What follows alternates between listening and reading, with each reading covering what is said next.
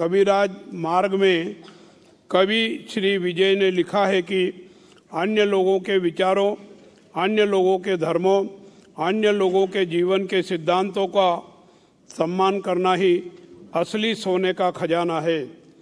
इसी तरह से कन्नड़ आदि कवि पंपा ने कहा है कि संपूर्ण मानव जाति एक है। हमारे राष्ट्र कवि कुवेंपु द्वारा शब्दों में परिभाषित हमारी संस्कृति और विरासत को याद रखना चाहिए। राष्ट्र कवि कुवेंपु ने इसे सर्व जनांगदा शांति तोटा अर्थात सभी जातियों के लिए शांति का उद्यान कहा था। कर्नाटक के लोग भी इस सरकार से यही उम्मीद रखते हैं।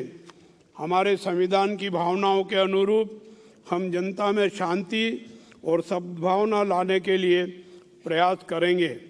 अगले 5 वर्षों में हम बुद्ध, बसवा, नारायण गुरु, बाबा साहेब अम्बेडकर, कुवेंपु के सपनों के अनुरूप एक सम समाज के निर्माण के लिए ईमानदारी से प्रयास करेंगे। संकीर्ण मानसिकता समाज में स्त्री पुरुष तथा विभिन्न समुदायों के बीच विभाजन एवं मतभेद पैदा करती है। ऐसी मानसिकता के अवशेष आज भी समाज में विभिन्न स्तरों पर जीवित है। उसी के विरुद्ध बाबा साहब अम्बेडकर के नेतृत्व में संविधान का निर्माण किया गया।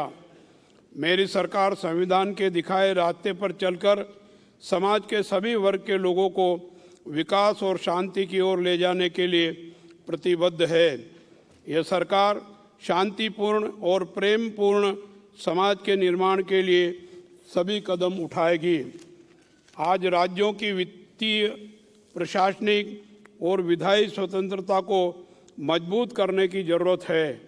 यह राज्य जो कभी देश के खजाने के लिए बहुत बड़ा योगदान देता था, अब संकट की स्थिति में आ गया है। कर्नाटक को इस आर्थिक संकट से बाहर निकालना मेरी सरकार की प्राथमिकता होगी। मेरी सरकार राज्य के कल्याण और अर्थव्यवस्था दोनों में संतुलन बनाकर कर्नाटक के नए शासन को देश के सामने एक मॉडल के रूप में प्रदर्शित करेगी।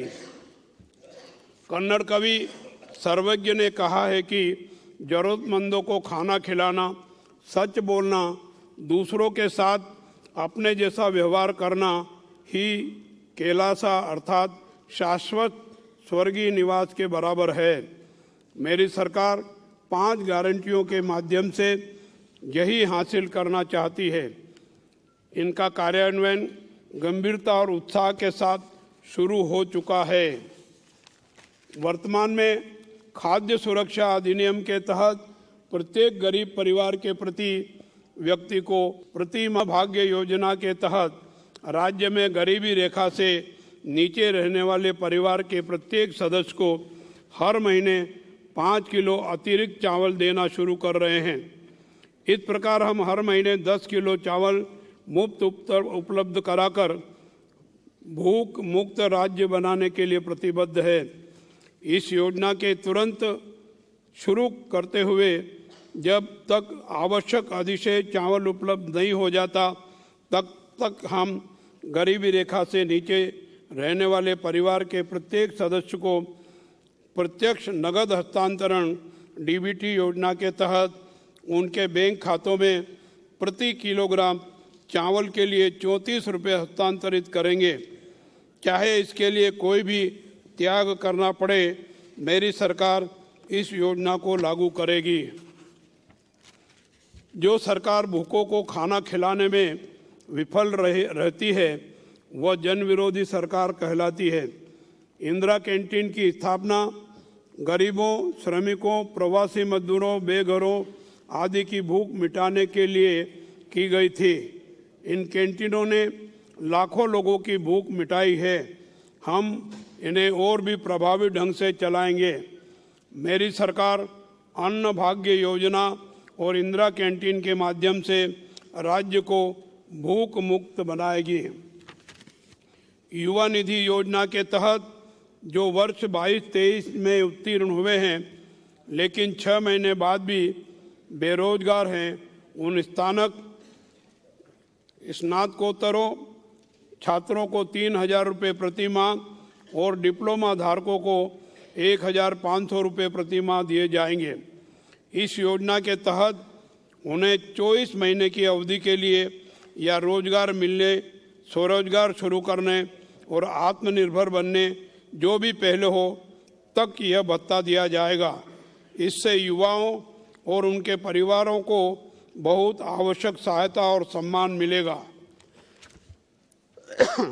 गृह ज्योति योजना के तहत 200 यूनिट तक मुफ्त बिजली से करीब 2.14 करोड़ घरेलू उपभोक्ताओं को लाभ होगा। इससे राज्य के 98% परिवार इस योजना के अंतर्गत आ जाएंगे, जिससे मेरी सरकार को बहुत खुशी हो रही है। मेरी सरकार ने महिला सशक्तिकरण के लिए गृह लक्ष्मी योजना लागू की है। इस योजना के तहत परिवार की महिला मुखिया को हर महीने 2,000 रुपये दिए जाएंगे। इससे महंगाई झेल रही महिलाओं को आर्थिक मजबूती मिलेगी। मेरी सरकार को यह कहते हुए गर्व हो रहा है कि महिलाओं को मुफ्त बस सेवा प्रदान कर रही है। इस योजना में पहले ही दिन से लगभग 50 लाख महिलाएं लाभान्वित हो रही है। यह समाज के आर्थिक क्षेत्रों में महिलाओं की अधिक भागीदारी सुनिश्चित करने की दिशा में एक महत्वपूर्ण कदम है। आज दुनिया यूनिवर्सल बेसिक इनकम की अवधारणा मजबूत हो रही है। यह अमीरों और गरीबों के बीच अंतर को कम करने में मदद कर रहा है। मानवीय और विकास संबंधी विचारों के साथ आर्थिक नीति विकसित करने से कुछ लोगों के हाथों में धन का केंद्रीकरण समाप्त हो जाएगा। यह उन लोगों के लिए लाभदायक है जो बढ़ती कीमतों और कम आय से जूझ रहे हैं। मेरी सरकार इन योजनाओं के माध्यम से विकास का नया मॉडल बना रही है और लागू कर रही है। मेरी सरकार लोगों को उनके द्वारा बनाई गई संपत्ति में हिस्सा देने की दिशा में काम कर रही है। इसमें सरकार संविधान के अनुच्छेद 38, 39 ए, बी और सी में निहित राज्य के नीति निदेशक सिद्धांतों को भी लागू कर रही है। इन सिद्धांतों को सरकारों को शासन करने और कानून बनाने के लिए मार्गदर्शक होना चाहिए। बाबा साहब अम्बेडकर के अनुसार जिस दिन ये निदेशक सिद्धांत लोगों के अधिकार बन जाएंगे, नागरिकों को संतुष्टि मिलेगी। ये शब्द मेरी सरकार के लिए मार्गदर्शक प्रकाश है। इसे खत्म करना एक बड़ी चुनौती है। मैं इस चुनौती का सामना करने और भ्रष्टाचार को जड़ से खत्म करने के लिए आपका सहयोग चाहता हूं। यह सरकार इस संबंध में सभी आवश्यक प्रशासनिक और वैधानिक उपाय करेगी। मेरी सरकार शासन को एक पवित्र कर्तव्य मानती है। गरीबों, सामाजिक और आर्थिक रूप से पिछड़े लोगों के साथ खड़ी है। साथ ही मेरी सरकार का उद्देश्य यह सुनिश्चित करना है कि सभी जाति, धर्म और वर्गों के लोगों को उनका उचित हिस्सा मिले। अधिकांश जनसंख्या सुशिक्षित हो रही है। बिगाड़ने की क्षमता रखने वाले मुट्ठी भर लोगों के बुरे विचार सिर उठाने लगे हैं।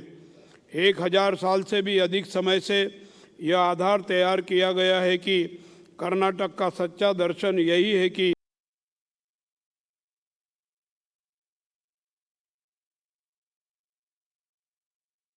विभिन्न संस्कृतियों के लोग एक साथ आए के पक्ष में खड़े हैं। हमारी सरकार लोगों की इस आकांक्षा को पूरा करने के लिए प्रतिबद्ध है। इसके लिए पवित्र आदर्शों और अच्छे विचारों को अपनाया जाएगा और लोगों को एक साथ लाने के सभी उपाय किए जाएंगे। मेरी सरकार कृषि, उद्योग और सेवा क्षेत्रों को समान प्राथमिकता देकर एक आधुनिक कर्नाटक का निर्माण करना चाहती है। स्कूली शिक्षा को समाज की नींव के रूप में मान्यता दी गई है। मेरी सरकार प्रत्येक बच्चे के मौलिक अधिकार की रक्षा के लिए प्रतिबद्ध है। ऐसा करने के लिए मेरी सरकार विशेष योजनाएं बनाएगी और लागू करेगी। हम इस समझ से निर्देशित होते हैं कि प्रत्येक बच्चा भी राष्ट्र की संपत्ति है। शिक्षा के साथ साथ हमारे बच्चों का स्वास्थ्य भी मेरी सरकार की जिम्मेदारी और प्राथमिकता है।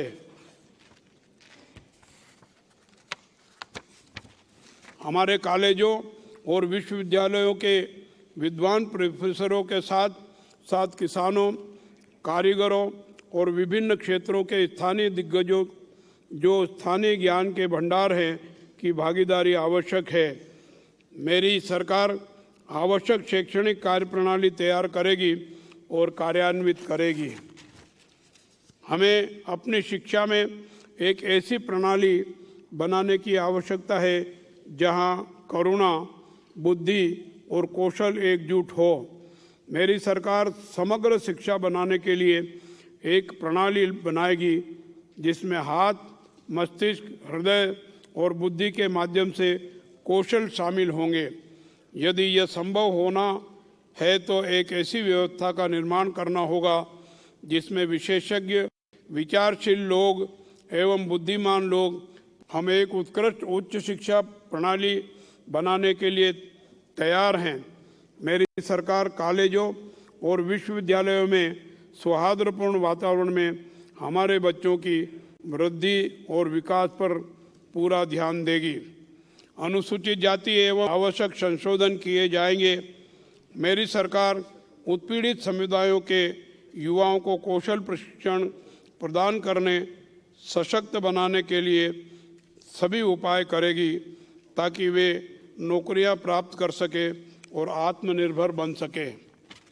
मेरी सरकार नागरिक, श्रमिकों, ड्राइवरों, रेहड़ी पटरी वालों, कपड़ा श्रमिकों, निर्माण श्रमिकों, असंगठित और गिग श्रमिकों, वरिष्ठ नागरिकों, विशेष आवश्यकता वाले व्यक्तियों, देवदासियों, यौन अल्पसंख्यकों सहित सभी वर्गों का कल्याण करेंगे।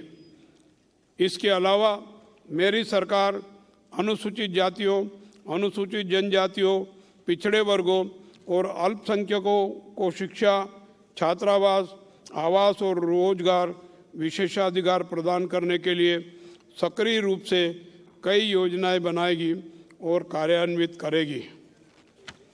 मेरी सरकार ने सभी को उत्कृष्ट स्वास्थ्य देखभाल प्रदान करने का एक बड़ा लक्ष्य निर्धारित किया है। यह मौजूदा साहित्य, संगीत, कला और संस्कृति समाज के मानसिक स्वास्थ्य को आकार देने के साधन है। इन्हें हमारे बुजुर्गों द्वारा हजारों वर्षों से पाला पोसा गया है। विशेष रूप से कर्नाटक की संस्कृति अपनी समृद्ध और विशेष विरासत से प्रतिष्ठित है। मेरी सरकार इस बात से अवगत है कि हमें विज्ञान, प्रौद्योगिकी और वाणिज्य को दिए गए दर्जे के समान साहित्य, संगीत, कला और संस्कृति के विकास के लिए संसाधन आवंटित करने की आवश्यकता है। मेरी सरकार इसके लिए सभी आवश्यक पहल करेगी। उपलब्ध कराना मेरी सरकार की सर्वोच्च प्राथमिकता है। मेरी सरकार अगले 5 वर्षों में प्राथमिकता के आधार पर बेघरों के लिए पक्का मकान बनाने के लिए राज्य के लोगों को सभी आवश्यक सहायता प्रदान करने के लिए प्रतिबद्ध है।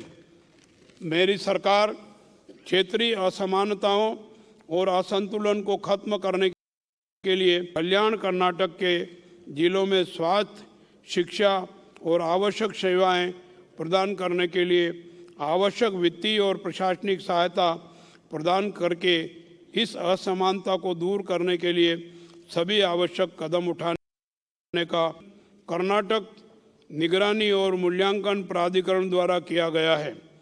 बताया गया है कि राज्य के वर्षा आधारित क्षेत्रों में किसान कृषि भाग्य योजना के तहत क्रियान्वित कृषि गड्ढों, पॉली हाउस और शेड नेट खेती का उपयोग करके कृषि से अधिक आय अर्जित करने में सक्षम हुए हैं। किसानों के जीवन को बेहतर बनाने के लिए योजना का और विस्तार किया जाएगा। मेरी सरकार इस योजना को सुदृढ़ और विस्तारित कर। सर्वाधिक शुष्क भूमि क्षेत्र है। सिंचाई ग्रामीण विकास का मूल आधार है, इसलिए अगले 5 वर्षों में मेरी सरकार हमारे राज्य में लंबे समय से लंबित सभी सिंचाई परियोजनाओं को तार्किक अंत तक ले जाने और पूरा करने के लिए प्रतिबद्ध है। बड़ी सिंचाई परियोजनाओं के कार्यान्वयन के साथ साथ किसानों की भागीदारी से झीलें, छोटी और पारंपरिक सिंचाई प्रणालियों की भी विकसित की जाएगी। कर्नाटक मूल्यांकन प्राधिकरण ने बताया है कि 2013 से 2018 तक तत्कालीन सरकार द्वारा लागू की गई पशु भाग्य योजना से जिन लाभार्थियों को गाय और भैंसें मिली, उनकी पारिवारिक आय में वृद्धि हुई है। किसानों की आय बढ़ाने के लिए इन योजनाओं को मजबूत किया जाएगा। भेड़, बकरी, गाय, भैंस आदि की प्राकृतिक आपदाओं के कारण होने वाली मौतों को छोड़कर आकस्मिक और अन्य कारणों से मृत्यु होने पर इन जानवरों को पालने वाले लोगों को भारी नुकसान होता है। इसे कम करने के उद्देश्य से राज्य में अनुग्रह नामक योजना लागू की गई, लेकिन पिछले कुछ वर्षों से उक्त योजना सक्रिय नहीं हो पाई है। मेरी सरकार इस वर्ष से अनुग्रह योजना को कुशलतापूर्वक लागू करेगी। हमारे किसानों की आय का एक बड़ा हिस्सा गाँवों और देहाती समुदायों के लिए आवश्यक वित्तीय ऋण सहायता आदि बढ़ाना और ग्रामीण अर्थव्यवस्था में जीवन शक्ति लाना है। साथ ही मेरी सरकार घुमंतू चरवाहों की सुरक्षा के लिए एक अलग कानून बनाने के लिए प्रतिबद्ध है। डेयरी फार्मिंग हमारे ग्रामीण कर्नाटक की अर्थव्यवस्था का एक प्रमुख भाग है। डेयरी उत्पादन किसानों के जीवन का मुख्य आर्थिक आधार है। मेरी सरकार हमारे अपने डेयरी किसानों के माध्यम से दूध उत्पादन में आत्मनिर्भरता सुनिश्चित करेगी। किसान हमारे अन्नदाता है और मेरी सरकार उन्हें खाद, बीज, दवाइयाँ और अन्य आवश्यक सुविधाएं समय पर और पर्याप्त आपूर्ति प्रदान करके उनके जीवन को बेहतर बनाने के लिए सभी आवश्यक कदम उठाएगी। मेरी सरकार कृषि व्यवस्था को समग्र दृष्टिकोण से आगे बढ़ाना चाहती है। हम एक ऐसी प्रणाली बनाना चाहते हैं जहां हमारे किसानों का पारंपरिक ज्ञान और आधुनिक वैज्ञानिक पद्धतियां एकीकृत हो।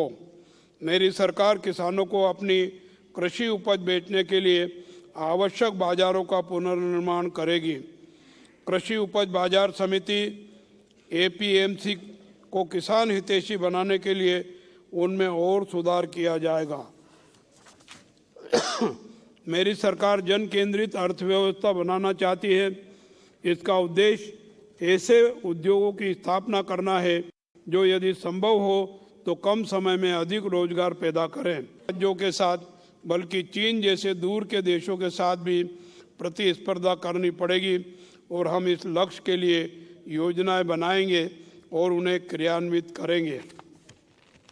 मेरी सरकार जन अनुकूल और पर्यावरण अनुकूल पर्यटन को बढ़ावा देगी और कम से कम 5 लाख रोजगार के अवसर पैदा करेगी।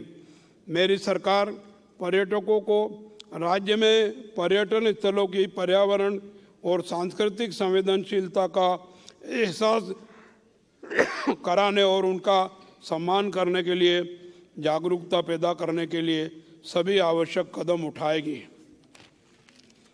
आर्टिफिशियल इंटेलिजेंस एक और उभरती हुई तकनीक है जो अभूतपूर्व अवसरों के साथ साथ भय भी पैदा कर रही है। किसी भी तकनीक का उपयोग मानव जाति के लाभ के लिए किया जा सकता है, लेकिन साथ ही इसका दुरुपयोग भी किया जा सकता है। इसलिए कई क्षेत्र देश कृत्रिम बुद्धिमत्ता को विनियमित करने के लिए कदम बढ़ा रहे हैं। मेरी सरकार कृत्रिम बुद्धिमत्ता का केवल सकारात्मक जनोन्मुखी उपयोग सुनिश्चित करने के लिए उचित कार्रवाई करेगी। स्थानीय निकायों को सशक्त बनाने और पंचायत राज व्यवस्था के निर्माण में हमारा राज्य सबसे आगे है। हम संविधान के 73वें और 74वें संवैधानिक संशोधन की आकांक्षाओं को पूरी तरह लागू करने के लिए प्रतिबद्ध है। मेरी सरकार महात्मा गांधी नरेगा योजना और सूचना का अधिकार अधिनियम जैसे जन अनुकूल कार्यक्रमों को मजबूत करने के लिए प्रतिबद्ध है।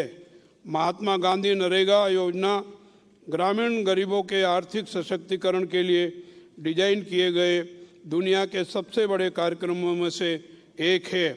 हम इसे राज्य में और अधिक प्रभावी ढंग से लागू करेंगे।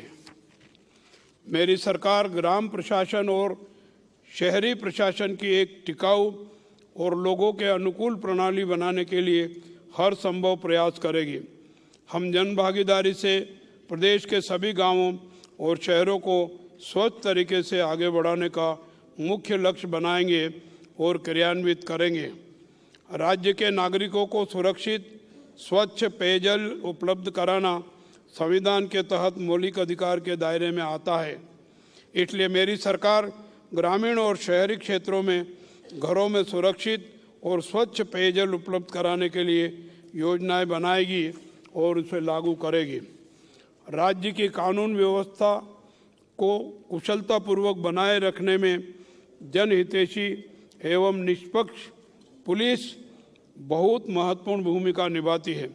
इसलिए मेरी सरकार एक प्रभावी पुलिस प्रणाली बनाने के लिए प्रतिबद्ध है।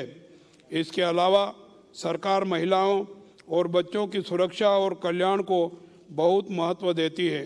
इसके लिए पुलिस विभाग को महिला एवं बाल हितैषी बनाना मेरी सरकार कल्याण कर्नाटक, कितूर, करावली, मालेनाडु, मैसूर और बेंगलोर जैसे स्थान संस्कृति, अर्थव्यवस्था, शिक्षा, सामाजिक और सांस्कृतिक विशिष्टता का संरक्षण और विकास कर रहे हैं। कृषि, बागवानी, पशुपालन, मत्स्य पालन, शिक्षा, पर्यटन, उद्योग, स्वास्थ्य आदि क्षेत्रों में इनका अपना दर्जा है। मेरी सरकार द्वारा इन सभी क्षेत्रों का सावधानीपूर्वक विकास और कार्यान्वयन करेगी। हम अपने बेंगलुरु को जो देश और कर्नाटक दोनों की अर्थव्यवस्था के विकास में अहम हिस्सा दे रहा है, दुनिया का आकर्षण केंद्र बनाने का प्रयास करेंगे। मेरी सरकार सड़कों, बरसाती नालों, पार्क, खेल के मैदानों, सार्वजनिक परिवहन, पुस्तकालयों, उत्कृष्ट महाविद्यालयों, पर्यावरण अनुकूल विकास गतिविधियों, आवास, पेयजल, सार्वजनिक स्वास्थ्य और सार्वजनिक शिक्षा सहित सभी आवश्यक नागरिक प्रणालियों की उचित योजना बनाएगी और निर्माण करेगी। मेरी सरकार यातायात की भीड़ की समस्या को यथासंभव हल करके बेंगलुरु को एक स्वस्थ स्थायी रूप से विकसित शहर बनाने के लिए प्रतिबद्ध है। मेरी सरकार के पास प्रशासन के ब्लूप्रिंट है। इसको लागू करने की इच्छा शक्ति भी है। यह अनुभव और युवाओं के मिश्रण से बनी सरकार है। मेरी सरकार लोगों के कल्याण को अपने अस्तित्व का कारण मानती है। हम सभी के लिए एक शांतिपूर्ण, समृद्ध, सौहार्दमय, शांति का उद्यान बनाने के लिए प्रतिबद्ध है। सद्भाव और भाईचारे के साथ रहने के हजारों पूर्वजों के सपनों को साकार करना मेरी सरकार की जिम्मेदारी है। मेरी सरकार का लक्ष्य जन केंद्रित अर्थव्यवस्था, जन केंद्रित संस्कृति प्रेरित विकास का समग्र मॉडल बनाना है। इसलिए कर्नाटक को देश के सामने एक मॉडल रूप में साबित करने के लिए आवश्यक योजनाएं लागू की है और उन्हें लागू कर रहा है। इस महान अभियान के लिए आप सभी का सहयोग एवं सलाह आवश्यक है।